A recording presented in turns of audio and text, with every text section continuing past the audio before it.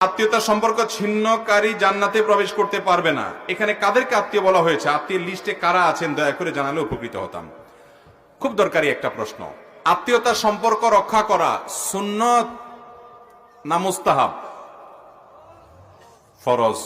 অনেকে জানেন না আত্মীয়তার সম্পর্ক রক্ষা করা কি ভাই? ফরজ। আত্মীয়তার সম্পর্ক ছিন্ন করা কি? হারাম। আত্মীয়তার সম্পর্ক ছিন্ন করা কি? অনেক হারাম আমরা জানি, কিন্তু এই হারামটা আমরা অনেকে জানি না। আত্মীয়র সাথে আপনি চিরতরের সম্পর্ক ছিন্ন করে ফেলছেন, কোনো যোগাযোগ নাই, একদম সম্পর্ক কাট করে ফেলছেন, আপনি হারামে লিপ্ত আছেন। এখন কথা হলো কারা আত্মীয়?